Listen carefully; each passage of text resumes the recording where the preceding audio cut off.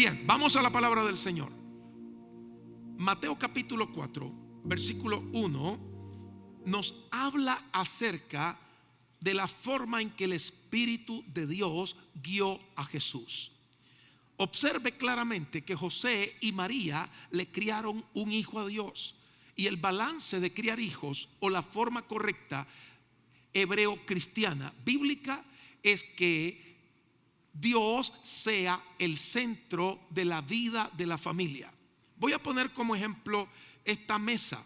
En el modelo griego que hasta hoy está destruyendo la forma de vida de los hogares, es que el individuo era el centro de la atracción. En el modelo griego helénico, el individuo era el centro de la atracción y el centro de todo. Se dice que lo más importante era el individuo.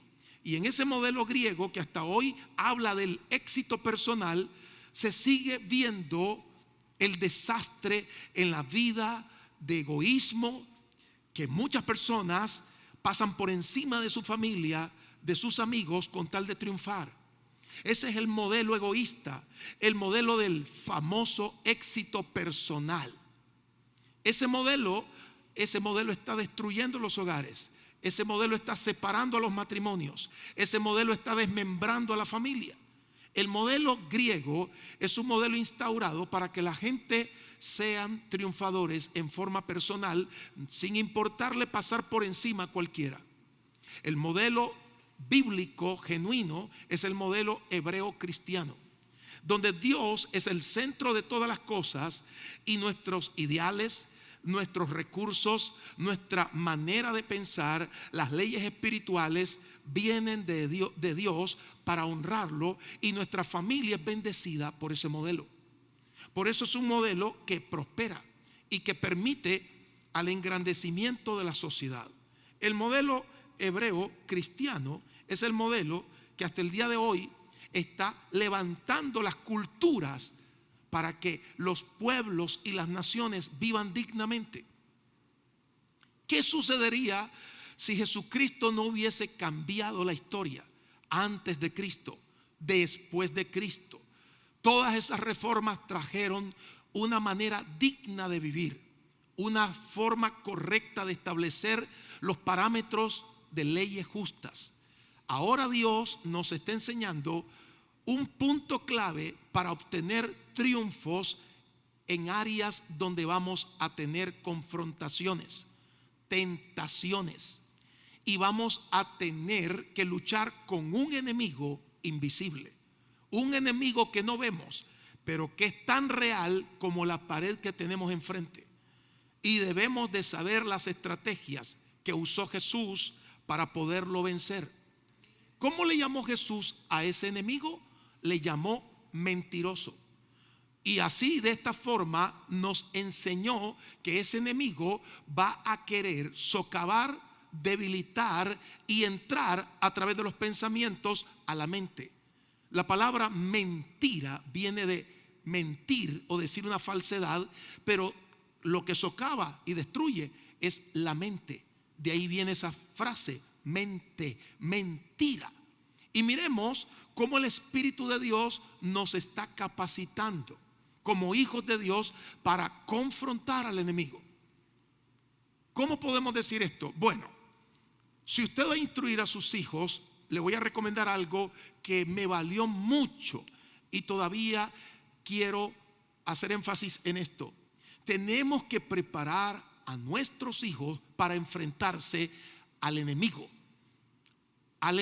que quiere dañar sus vidas, al enemigo que quiere distorsionar la identidad de los niños, al enemigo que quiere confundir a los niños, al enemigo que quiere traer dudas y temores sobre los niños. ¿Y cómo lo hacemos? Con el poder de la verdad. Y esta verdad nos da libertad. ¿Y cómo podemos conocer el modelo de esta verdad? A través de la forma como Cristo confrontó al enemigo. Jesús fue directo. Mateo capítulo 4, versículo 1. Entonces Jesús fue llevado por el Espíritu al desierto. Cuando vemos la palabra Espíritu en mayúscula, es el Espíritu noble y poderoso de Dios. llevó a Jesús al desierto. Tenemos que ir al desierto, al momento donde no vamos a tener quizás una mano o alguien que nos ayude. Por eso tenemos que preparar a nuestros hijos para que sepan luchar y confrontarse con la vida. Vamos a tener momentos de desierto, de soledad. Y estoy preparando una generación espiritual o biológica para que nos podamos enfrentar a las adversidades, a las dificultades y los desiertos. ¿A dónde lo llevó el Espíritu Santo? No lo llevó a una feria, no lo llevó a una fiesta, ni de vacaciones, lo llevó a una confrontación.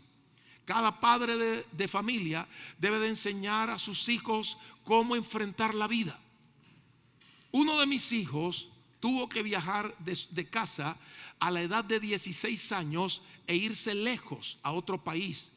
Y le dije: hijo, he preparado tu vida, pero ahora lo más importante es que obedezcas al Espíritu Santo para poder confrontar al enemigo en medio de la adversidad. Esta es la forma correcta. No crean que estamos aquí para ser neutros. No, estamos aquí para ser vencedores. Pero vamos a confrontar al enemigo. Un enemigo invisible, un enemigo mentiroso, un enemigo que va a venir con persuasiones que se llaman tentaciones o deseos que parecen buenos, bonita propaganda, pero su fin es destructivo. Y observemos lo que ocurre en el verso 2. Porque en el verso 1 dice que el Espíritu Santo llevó a Jesús al desierto para ser tentado por el diablo. ¿De qué material estamos hechos? Ya el COVID mostró la referencia de qué forma vive cada quien, en qué cree y cómo superar las crisis. Observe claramente cómo las pandemias, las dificultades, los problemas, las adversidades, las tentaciones muestra y aflora lo que tenemos, en lo que creemos, en lo que confiamos y la manera en que vivimos. Pues ahora Jesús tenía que enfrentarse al diablo a los 30 años de edad. Y dice la palabra del Señor en el verso 2: y después de haber ayunado 40 días y 40 noches, tuvo hambre. Uno de los poderosos movimientos del Espíritu de Dios es el ayuno. El ayuno no solamente es abstinencia de alimento. El ayuno es una actitud de base de fe, donde le decimos a Dios: te amo por sobre todas las cosas, te amo más que los alimentos. También el ayuno aflora la vida del Espíritu cuando dice la Escritura en Romanos: presenten sus cuerpos en sacrificio vivo, santo, agradable a Dios. Quiere decir que humillamos nuestra carne para que el Espíritu Santo tome fuerzas y que no domine la carne nuestro cuerpo. También el ayuno es una manera poderosa de que nuestra vida esté preparada para confiar plenamente en Dios y no en las cosas que vemos o las cosas materiales. Jesús ayunó 40 días. Nuestra bendición dentro del ayuno es la actitud. La gente dice: no hay que ayunar. Claro que hay que ayunar espiritualmente, pero con un corazón quebrantado, con un corazón de obediencia, para decirle al Señor: aquí estoy para someterme incondicionalmente. ¿Qué dice la Escritura? Someteos pues a Dios, resistid, combatid al diablo y de vosotros huirá. Lo cual quiere decir que el ayuno es un arma poderosa para combatir las fuerzas del enemigo. Hay guerras que no se pueden pelear en el plano natural, sino que vamos a tener que ir más allá, al plano espiritual, donde sujetamos la carne en el ayuno, pero el espíritu se vuelve fuerte y poderoso. A través de esta confrontación, el Espíritu Santo nos da fuerzas. Y el cuerpo, aunque está débil, y cualquiera que nos ve creería que así estamos por dentro. No, por dentro somos personas fortalecidas, vencedores. Así estaba Jesús. Dice la palabra del Señor que Jesús tuvo hambre después de estos 40 días. Y vino a él el tentador. Aquí está la confrontación. ¿Y cómo vino el tentador? Y le dijo: si eres hijo de Dios, di que estas piedras se conviertan en pan. Observe la confrontación espiritual que tendremos. Habló. El enemigo hablará más allá de un perfecto español articulado por la boca. Como él es espíritu, tiene una capacidad en la guerra para poder hablar a la mente, para poder hacer sentir algo raro. ¿Por qué? Porque en el mundo espiritual, que es más grande que el mundo físico, este estuche, que es el cuerpo, tiene limitaciones, pero el mundo espiritual es ilimitado. Y él va a hablar, Satanás va a hablar a través de ideas, a través de pensamientos que vienen repentinamente, y por eso se llama mentiroso, porque ataca la mente, ataca las ideas, trae argumentos o base de ideas mentirosas. ¿Qué quiso hacer con Jesús? Le quiso poner en duda que era hijo de Dios. Si eres hijo de Dios, di que las piedras se conviertan en pan. Demuéstrame que eres hijo de Dios. Eso quiere decir que quería poner primero duda. La palabra duda es no saber qué hacer. Contrario a la fe, que es saber lo que debemos hacer. Pero ¿qué hace la fe? Pues ahí estaba Jesús, el autor y consumador de la fe. Y Jesús dice, no solo de pan vivirá el hombre, sino de toda palabra que sale de la boca de Dios. La fe vive por la palabra de Dios. Diga conmigo, vivo la fe a través de la palabra de Dios. Entonces nuestra fe está puesta en la palabra de Dios, en lo que Dios dijo. Esta es nuestra base de identidad. ¿Eres hijo de Dios? Lo dudo. Demuéstramelo. Yo no tengo por qué demostrarle al diablo que soy hijo de Dios. Aquí hay un testamento o una herencia. Fuimos comprados a precio de sangre. Por tanto, voy a glorificar a Dios en mi vida. Lo creo. Jesús murió por mí. Él vino del cielo, derramó su sangre, perdonó mis pecados y soy una nueva persona. Si alguno está en Cristo, es nueva persona. Soy calificado delante de Dios en la eternidad como su hijo. Y si soy su hijo, soy su heredero. La palabra de Dios me enseña la posición de un hijo de Dios, un vencedor. ¿Por qué? Porque Jesús venció. Yo soy más que vencedor. Y esto es lo que cambia la vida de la gente. ¿Qué pretendía el tentador cuando vino y le preguntó a Jesús con aquella duda? Si eres hijo de Dios, di que las piedras se conviertan en pan. Es que él quería cortar la relación de Jesús con el Padre. Y lo imprescindible es nuestra relación con Dios. Hoy encontramos tanta falta de relación con Dios, y eso es muy evidente en la falta de identidad. Pastores que le dicen a la gente, no me diga pastor, dígame papá. Y a la pastora, mamá. ¿Por qué voy a decirle papá y mamá cuando Jesús muestra su relación de identidad y nos dice, díganle Padre, no le digan Dios? Tenemos un Padre maravilloso, un Padre que nos adoptó. Fuimos adoptados por ese Padre con el derecho legal de un hijo, constituidos hijos legítimos de Dios. Yo soy un hijo de Dios por lo que Dios dice, no por lo que tengo, no por lo que Dios me puede dar. Cada hijo que está aquí biológico es bendecido por sus padres, no por lo que sus padres material o económicamente le pueden dar, es por sangre. Llevas la misma sangre como hijo que tus padres te han heredado. Pues quiero decirle que el derramamiento de sangre de Cristo nos transformó con esa sangre para que hoy seamos legítimos hijos de Dios. Y eso es lo que a mí me gusta. Yo camino en mi identidad como hijo de Dios. Nunca nos tambaleemos ante las actitudes impropias de Satanás que nos quieren meter duda, sea porque no tengo algo material, sea porque me falta un recurso. Eres hijo de Dios, pues demuéstramelo, convierte las piedras en pan. No voy a demostrarle nada a Satanás. yo soy hijo de Dios, llueva, truene o relampaguee. En las buenas y en las malas voy a amar a mi Padre. Gloria a Dios. Jesús estaba con hambre y le dijo: no solo de pan vivirá el hombre, no solo de lo que el hombre mira, toca o hace vivirá. Va a vivir sostenido por la palabra de Dios. Entonces lo primero que Jesús enseñó fueron dos cosas: convicción y deleite. ¿Por qué enseñó convicción? Porque es el cimiento de nuestra personalidad. Convicción es el carácter que sostiene nuestra vida y que se conoce como uno de los atributos de la fe.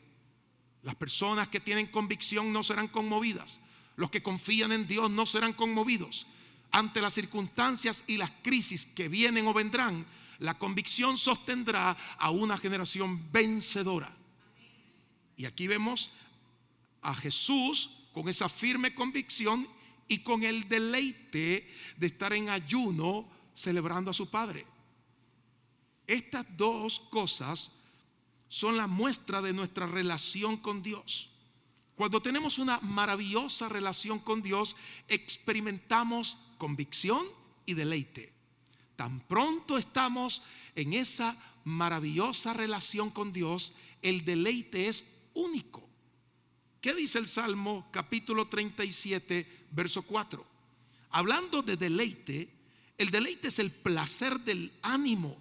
Cuando una persona está deleitándose, está al máximo, es su potencial, está viviendo la vida correcta, vida plena. El momento de su mejor apogeo es cuando vivimos una vida de buen ánimo, al máximo. Se deteriora la vida cuando las personas viven por debajo del nivel que Dios nos enseñó. ¿Qué nos da esta vida abundante de Cristo? Ánimo. Él se enfrentó al enemigo con buen ánimo. Entonces el ánimo es un impulso de la vida de fe. Tenemos que vivir con ánimo, y si no lo tenemos, ahora hay que comenzar a manifestarlo y declarar: en nuestra relación con Dios quiero vivir al máximo la vida, quiero vivir muy lleno de ánimo.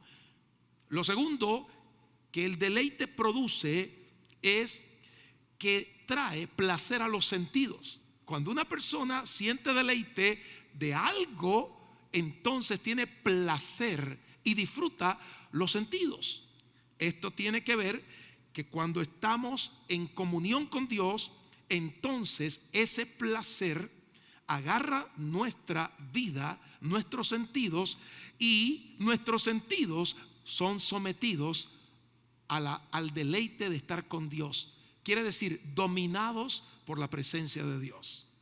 La gente dice: ¿cómo es posible que esa mujer era una derrotada, que ese hombre era un vicioso y ahora tiene una vida en la cual se ve alegre? Porque el deleite trajo dominio sobre sus sentidos y le dio el impulso en su comunión con Dios de vivir al máximo y de dominar su personalidad.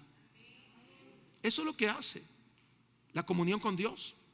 La comunión con Dios nos lleva a disfrutar cada paso que damos, cada día que vivimos. Salmos 34, verso 7. Deleítate en el Señor y Él te concederá los deseos de tu corazón. Aquí hay un punto en relación con el Padre. Recuerde, Satanás quería cortar la relación de Jesús con el Padre, como diciendo: está flaco, tiene hambre, pues demostrame que sos hijo de Dios. Jesús se dio cuenta que esa era una manera seductora y destructiva, y combatió esa mentira diciéndole: no solo de lo que como viviré, yo soy hijo de Dios porque la palabra de Dios lo dice. Ahora observemos que Dios nos está dando la clave en esa relación con Él, en la relación con el Padre, y es deleitarnos en el Señor. ¿Disfruta usted a Dios? Yo tengo que estar enfocado en disfrutar a Dios. ¿Cómo creen ustedes que el enemigo quiere quitar esa identidad? y desconectarnos de nuestra comunión con el Padre de la siguiente manera. Pone un pensamiento absurdo. Satanás pone un pensamiento frustrante. Esa idea o pensamiento viene a nosotros. Él quiere que dediquemos nuestro esfuerzo, memoria y análisis al problema. Cuando hacemos eso, automáticamente no nos estamos deleitando con Dios. Es como tener al autor de la vida, al Dios Todopoderoso, que es nuestro Padre, y no aprovecharlo. Entonces miramos la crisis y solo estamos sudando, pensando dedicadamente una y otra vez, gastando nuestros recursos emocionales, intelectuales y nuestras neuronas en aquella forma en que podemos resolver eso, y no la hallamos. Pero ¿qué dice nuestro Padre? Tu problema, hijo, tráelo ante mí. Acércate ante el trono de la gracia, donde vas a encontrar el oportuno socorro. Deleítate en mí. Hijo, yo te voy a resolver eso, pero quiero compartir contigo, quiero vivir contigo, quiero gozarme contigo. Observe la forma en que el Padre perfecto nos enseña a vivir una vida diferente. Deleítate primero. Hace algunos años llegó un hombre a comprarle una motocicleta a su hijo. Un hombre muy adinerado. Era un acaudalado económicamente. Lógico, un muchachito de 13 años quería la motocicleta más grande. Se montó en aquella enorme motocicleta que los pies le quedaban colgados. Entonces le dijo: papá, esta es la que quiero. Le dijo: bueno, quítale la pata a la moto y quiero ver si la dominas. No pudo. Los vendedores tuvieron que sostener al muchacho. Entonces él probó la otra, que también era grande, pero de menos cilindraje, y también fue lo mismo, no la pudo dominar. Y a la siguiente, así fue poco a poco, llegando hasta la más pequeña, que sí la pudo dominar. Y le dice el papá: esa te voy a comprar. Pero papá, ¿por qué? Porque no podés dominarla. Las demás no las podés dominar. En el área en que no dominemos, la finanza, el carácter, la manera de vivir, dice Dios, pues no te lo puedo dar hasta que aprendas la lección. Y Dios como Padre nos enseña esa lección. Y nosotros decimos que es frustrante. Al contrario, hay que madurar y deleitarnos con Dios. Dice el Señor en su palabra: deleítate en el Señor y Él te concederá los deseos de tu corazón. Si los deseos están alineados a la palabra de Dios, Dios está totalmente deseoso de que esos deseos se cumplan en nuestra vida. Pero lo primero es: déjate de preocupar. Si llegáramos a la sala presidencial del trono de Dios y nos sentáramos en ese sofá, pienso en un sofá blanco, hermoso, y nos dijese: hijo, relájate, quítate los zapatos, poné tus pies en la mesa, y aquí te va a traer uno de los ángeles una piña colada virgen para que te deleites. Relájate un poco. Veamos esto como un término físico, como un papá. Nos dice: he estado deseando estar con vos, hijo. ¿Qué querés de mí? Y si nosotros como hijos dijésemos: papá, tengo unas deudas muy difíciles, casi no tengo trabajo y necesito tu ayuda. Esto en el término biológico. Entonces nos diría nuestro Padre: eso no es problema. Lo más importante es que te amo. Lo más importante es que te he demostrado con mi sacrificio que estoy dispuesto a darlo todo por vos. Sí, papá, pero yo necesito y vine aquí para que me resolvas el problema. ¿No has venido para compartir conmigo? ¿No has venido para que platiquemos? Sí, pero yo quiero que me resolvas el problema. Cuando el problema es más importante que la relación, ahí está el problema. Ese es el verdadero problema. Porque Dios dice: deleítate, hijo, relájate, disfrútame. ¿Para qué disfrutar a Dios cuando lleguemos al cielo si lo necesitamos hoy en la tierra? El doctor John Guichot ya partió con el Señor. Él fue uno de los pastores más relevantes en el mundo cristiano de estas últimas generaciones. Pero él comenzó con una iglesia muy pobre, muy pobre. Una iglesia en Corea del Sur, que estaba esa nación devastada por la guerra con los japoneses y la Segunda Guerra Mundial. Pero ahora cae otra guerra, la guerra entre la Corea, que se dividió entre el norte y el sur. De tal manera que el pastor Yonggi Cho era un hombre que tenía que esculcar en la basura junto con el grupo de miembros que tenía para poder comer algo. Dice, yo ayunaba todos los días. No es porque era espiritual, es porque no tenía nada que comer. Y nos juntábamos con un grupo de hermanitos de aquellas cosas que podíamos conseguir. Mi iglesia era una carpita vieja, verde olivo, que me habían regalado los militares de Estados Unidos, y ahí con un pequeño púlpito y una pequeña alfombra, esa era toda nuestra congregación, donde la gente se sentaba en el piso a escuchar mis mensajes. Y entonces un día se fue a evangelizar el doctor Yonggi Cho y anduvo en los barrios más marginales, casas con techos y paredes de lata, en aquellos riachuelos llenos de basura, en pobreza extrema, y llegó donde una mujer que andaba descalza con pedazos de ropa que parecían harapos. Sus niños andaban desnuditos. Y entonces le dijo él a ella, pues era un barrio budista, y le dice, amiga, le vengo a hablar de Cristo. Señora, escúcheme. Y le dice la señora, ¿de qué me viene a hablar? Bueno, le vengo a hablar de Dios.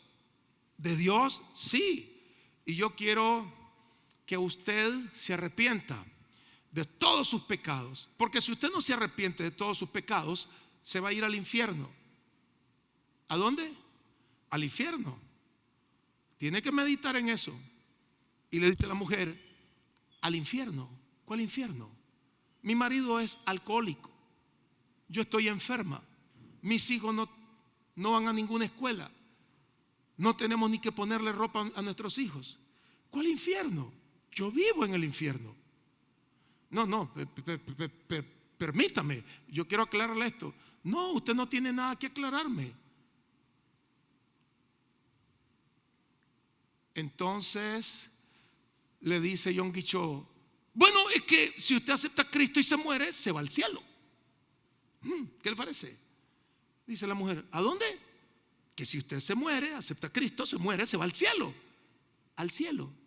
¿Y para qué quiero irme yo al cielo hasta que me muera? Yo quiero ahora el cielo aquí. No lo necesito cuando me muera. Permítame, ahí regreso. Se fue a orar y a pedirle a Dios revelación. El mensaje era bueno, pero estaba mal trazado, mal interpretado. Y a la semana siguiente viene el doctor Yonggi Cho y dice, señora, tengo la respuesta. Usted otra vez. No me venga con el infierno ni con el cielo. No. La voy a llevar a mi iglesia. Usted va a ver, mire, su marido va a dejar de ser alcohólico. ¿Cómo? Sus hijos no van a tener que vivir así, van a ir a una escuela, van a tener ropa, y usted va a ser sanada. Dígame dónde. Pues en mi iglesia, venga. Y la lleva a la iglesia y dice la señora, yo no veo ninguna iglesia. Ahí está mi iglesia, mírela bien. Yo lo que veo es una carpa vieja con un púlpito viejo. Bueno, esa es mi congregación, pero usted no está mejor que yo, le dijo la señora. No, pues quizás físicamente o materialmente no, pero esa es la diferencia. Somos hijos de Dios no por lo que tenemos, es por lo que ya somos.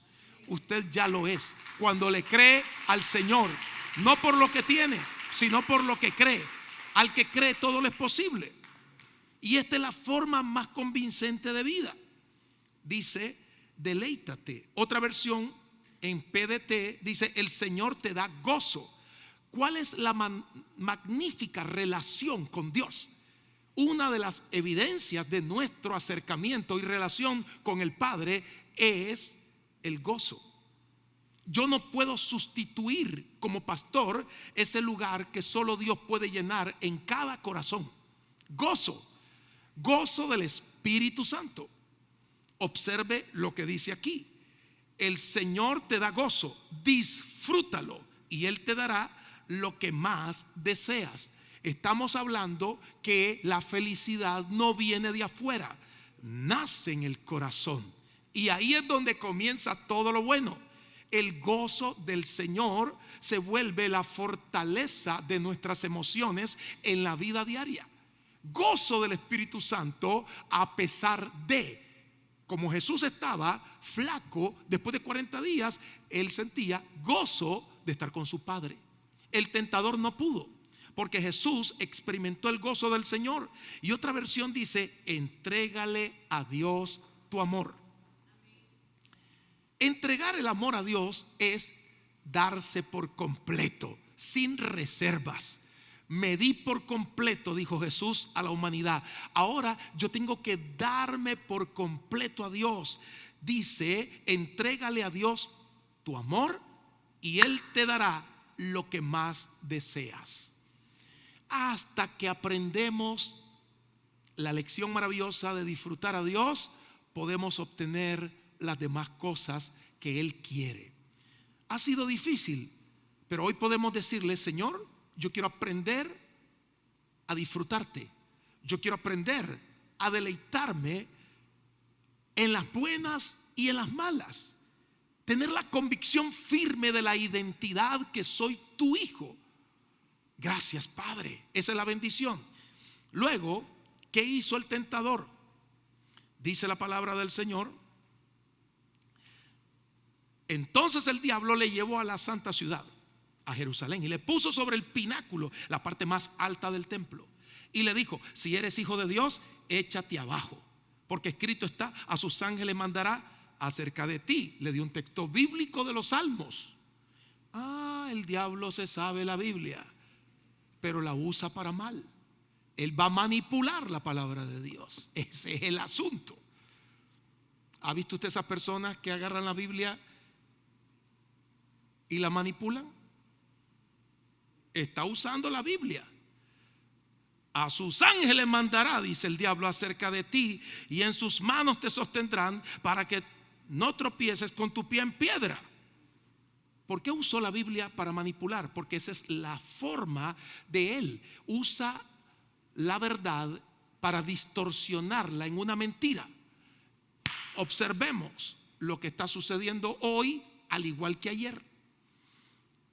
Cuando una persona está haciendo eso mismo que hizo Satanás, cuando agarra la palabra de Dios y la quiere torcer.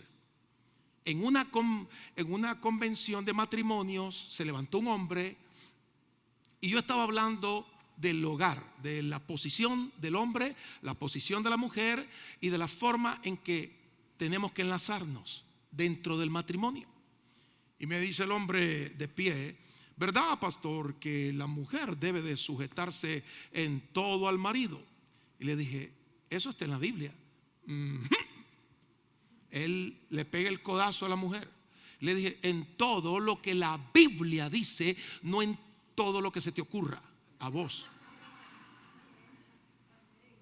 El peligro es la forma como manipulan la palabra de Dios para desvirtuar la original forma. Entonces, en este punto 2, ¿qué quería hacer Satanás? Cortar los días de Jesús en la tierra y que no cumpliera su propósito. Le dijo: tírate. Esto me recuerda cuando yo era niño y salíamos de clase. Tal vez uno iba tranquilo y de pronto alguien te miraba y te decía: ¿qué? Y uno, para no quedarse atrás: ¿y qué de qué? ¿Y qué pues? ¿Y qué? Y entonces te empujaban y uno, para no quedarse atrás, pues también empujaba. Y el que pegue primero, y el que pegue primero, y el que estaba atrás, que decía que era tu amigo, que venía hablando con vos, te empujaba. Dale, pelea. Y uno terminaba agarrándose a golpes solo porque alguien lo empujó. Dígale al que está al lado: hermano, no muere empujado. ¿Cuánta gente nos impulsan a hacer cosas malas? ¿Cuánta gente se acerca para que caigamos en el error? Aquí un hermano que viene a la iglesia hoy me cuenta su testimonio. Él era inconverso y andaba con un amigo que lo había dejado la novia. Y él dice: me quiero matar. Y aceleró el carro y pegó contra un camión. Y el único lesionado, después del amigo que murió, fue él, el hermano. Me dice: ¿qué culpa tenía yo que él se quisiera matar? Y casi me mata a mí. Se mató él y casi me mata a mí. Eso es lo que hace el enemigo. Le quiere cortar la vida a la gente con actitudes impropias. Por ejemplo, gran parte de la población va a seguir sufriendo por no saber administrar su cuerpo. Gran parte. Y pregunto, ¿qué hacer y qué no hacer con nuestro cuerpo? Dios nos ha dado la habilidad para administrar nuestro cuerpo. ¿En cuanto a qué sentido? Bueno, observe bien. ¿Qué cosas amenazan nuestra salud? Por ejemplo, las aflicciones, vivir triste. Entonces, en ese sentido de vivir triste, observemos claramente que se segregan ciertos tipos o se disparan ciertos tipos de elementos que están dañando nuestro cuerpo. Tanto y tanto así que se va destruyendo el cuerpo por la tristeza. Hay que parar eso. Porque lo que está diciendo el enemigo es: sigue triste para que te venga una enfermedad, para que el cortisol se te eleve desmedidamente y para que entonces tu vida sea un desastre y te mueras antes de tiempo por sufrimiento. Y dice Dios: no sufras, tengo el gozo. Quiero que vivas conmigo, quiero que me obedezcas. No te tires en los brazos del dolor. No sigas sufriendo más la agonía que no debías de vivir. Dios nos está advirtiendo eso. Satanás quería que Jesús se tirara en un cuerpo físico donde Jesús biológicamente se iba a estrellar e iba a morir y no iba a cumplir el propósito en la cruz. Tírate, quiero ver, demuéstramelo. Entonces la tristeza está dañando la vida de la gente y Satanás le echa leña al fuego. Más triste. Y ahora te voy a añadir otro problema que se te suma. Y ahora te voy a traer otra dificultad para que te preocupes. La palabra pre es antes de tiempo. Ocuparte tanto que tu mente se quema y se gasta. Un momento. ¿Qué está pasando? Otro punto es comer mal. ¿Han visto ustedes cómo a los refrescos embotellados, que se le llaman bebidas con gas, gaseosa, se le echa tanta azúcar? ¿Lo han visto ustedes, hermanos? ¿Cuántos lo han visto? ¿Cuántas cucharadas de azúcar? Levanten la mano los que hemos visto esa información de la gaseosa que le echan tanta azúcar. Levanten bien la mano, creo que todos, ¿verdad? Entonces, ¿por qué siguen bebiendo gaseosa? ¿En serio? Yo lo sé, pastor, pero es que en este año la dejo. En este año. Observe claramente que la industria alimenticia no tiene misericordia de nosotros. ¿Saben con qué están encendiendo las llamas de un fuego? ¿De una fogata? Con esos productos que vienen en esas bolsitas para niños. Las tiran, le prenden fósforo y tiene un poder de combustible. Observe lo que haría en el estómago. Hace unos años fue trágica la noticia de un muchachito de una familia de las más adineradas de nuestro país que murió muy, pero muy adolescente porque solo vivía comiendo esos paquetitos de esas bolsas todos los días. Eso es todo lo que comía ese niño. ¿Y qué fue lo que ocurrió? Ese niño murió de cáncer fulminante en el estómago. Observe claramente: comer mal, vivir triste y no tener una vida dinámica. Observe claramente lo que está sucediendo con lo que no se usa. Ahora existe algo que se llama la teoría del desuso. Lo que no se usa se oxida. Si no abrimos una puerta por 20 años, por muy nueva que la instalemos, dentro de 20 años las bisagras se pegarán. Nuestro cuerpo necesita actividad, actividad. Quiero que hoy tomemos esa actitud de fe y voy a decir: voy a caminar, voy a comenzar a hacer las cosas como Dios manda. Voy a tener una actitud física, corporal, dinámica en el nombre del Señor. Queremos revertir enfermedades crónicas. Cambiemos a través del ejercicio y la alimentación una vida espiritual fuerte, de placer con Dios. Aquí está el diablo diciendo: tírate. No, no me voy a tirar. Voy a vivir los años correctos, disfrutando cada día la manera en que Dios me ha enseñado en estas etapas de la vida. Y por último, cuando Jesús le dice al diablo: no tentarás al Señor tu Dios. ¿Cuántos declaran eso en el nombre de Jesús? Entonces dígalo conmigo. Pero ¿qué le parece si lo decimos de la mejor forma? No tentaré al Señor mi Dios. No tentaré al Señor mi Dios. Oh, pero ¿qué pasa, hermano? ¿Por qué está así? Bueno, a mí me dijeron que no comiera tanto, pero yo dije, en el nombre del Señor me voy a comer estos 5 nacatamales. Ese es el problema. El problema es que la gente quiere meter a Dios en las cosas que el diablo los impulsa a hacer. Buena administración en nuestra vida física, buena administración, un balance para descansar, un balance para orar, un balance para estar con la familia.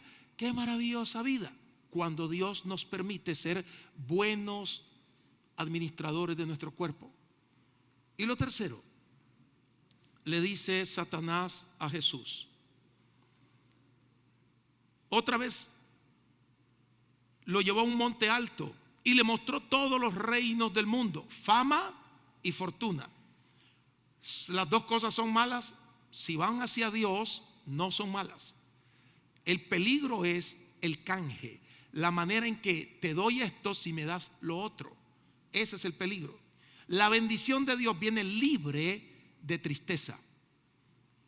La bendición de Dios que prospera nos permite exaltar su nombre, disfrutar lo que Dios nos da material o económicamente sin vender nuestra alma. Le dice, te daré todos los reinos del mundo y la gloria de ellos. ¿A cambio de qué? Y todo esto te daré si postrado me adorares. Le dijo, si postrado. En otras palabras, yo te canjeo el que pases la eternidad conmigo, que dejes el reino de Dios, que te vengas al lado oscuro, y aquí yo te voy a dar esto a cambio de tu eternidad conmigo. Esto suena igual siempre. Observe claramente cómo podemos combatir esas insinuaciones malignas frente a la trampa de querer tomar nuestra conciencia, de comprar nuestra convicción. Dice Jesús como reprensión que hizo expulsar al diablo: vete, Satanás, porque escrito está, al Señor tu Dios adorarás. Lo vas a amar en extremo. Y se recordó ese ángel caído, sus orígenes divinos, cuando él se deleitaba en el placer de adorar a Dios, y ahora se encerró en una eternidad de sufrimiento, dolor y derrota. Pero Jesús se levanta para mostrarnos cómo vivir una generación vencedora, amando al Señor y sirviéndole. Oiga cómo es las dos armas de guerra que Dios nos dio. Al Señor debo de amar con convicción, más allá de la fama y más allá de la fortuna. Y al Señor debo de servir. Mis días en el 2023 son maravillosos porque tengo mucho que hacer sirviéndole a Dios con alegría y con gozo de corazón.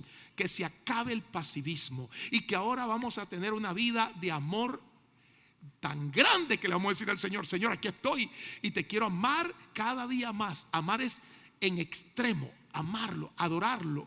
Al Señor tu Dios amarás, adorarás, y solo a Él servirás.